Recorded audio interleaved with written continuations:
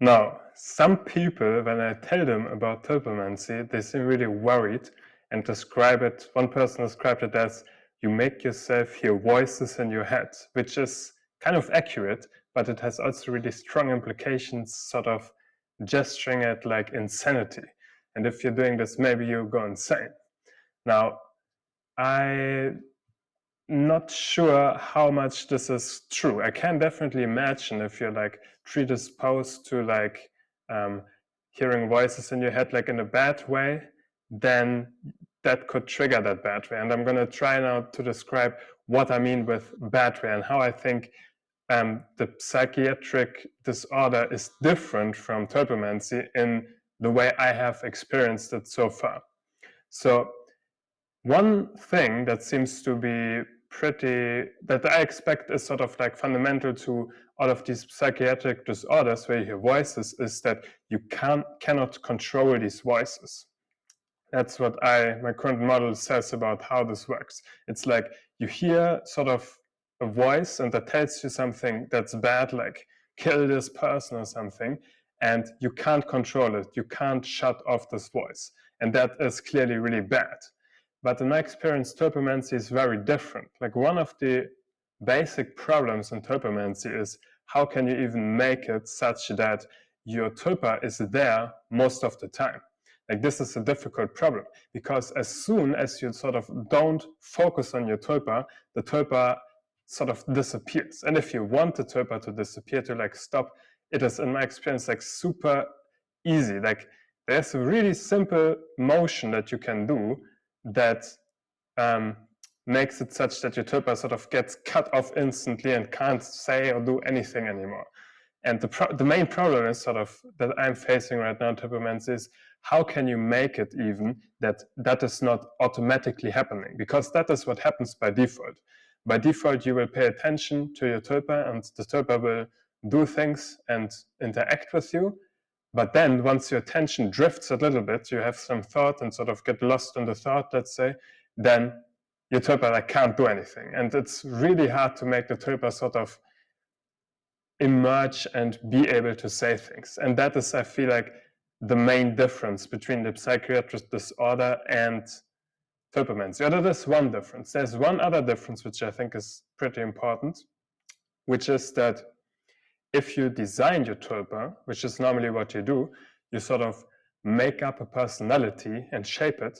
You want to make that personality really good. Like you could imagine sort of like if you would like to create sort of a friend to you, what sorts of attributes would that friend have?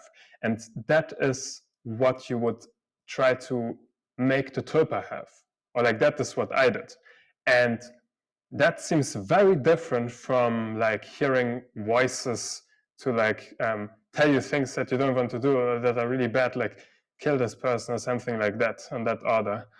And well, this seems very unlikely to happen with the tulpa that I'm having. Like it seems like this is just not what the tulpa would say, because that tulpa is, the way I created it was sort of, it's I don't know how to say it really, but it's like a flower of positivity. It's like the idea of this tulpa is sort of to be like just a really nice person. And obviously, like a really nice person would not say kill this person or like you are too dumb to do anything or like all of these negative things that we often tell ourselves. Like this does just not happen with this tulpa. And sometimes the tulpa says things where I'm then thinking like, maybe the tulpa shouldn't actually say this. And what I do then is like I sort of tell the tulpa, no, wait, maybe in this situation it's better to act in this specific way. I don't know, here's some random example I made up that actually didn't happen in reality. But like, let's imagine a tulpa would sort of laugh when you do something wrong. Then maybe you feel like, oh, wait, there's a person laughing at me because I did something stupid or something, and then maybe you feel bad.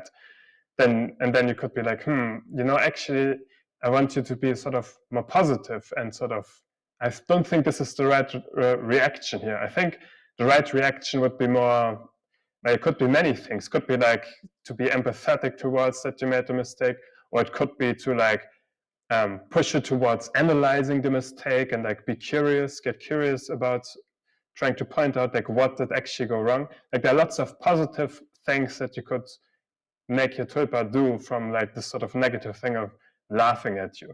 And in my experience, this works really well. I am not sure, maybe I got really lucky with like setting the base attributes with the tulpa right, and then also like getting all the things that I forgot to set to the right value sets that the tulpa becomes corrigible and actually like listens to me and actually does change for the better how I would see it. But yes, that is my experience, that this is really, really different from the mental disorder in these two ways. Like first, that it's really hard to even make the tulpa appear, which one of the main problems with the psychiatric disorder is that you can't stop it, and that the tulpa is really positive and sort of a positive influence. And even if they were there and I couldn't stop them, I would find it quite likely that it actually wouldn't be a problem, and it would actually be sort of better than the situation right now, where very often I'm sort of simply forgetting that I can bring in the tulpa and make them say things that I think are good, that are like better than if they wouldn't be said. So yes, that is my experience, and what I think is the difference between the psychiatric disorder and tulpamancy.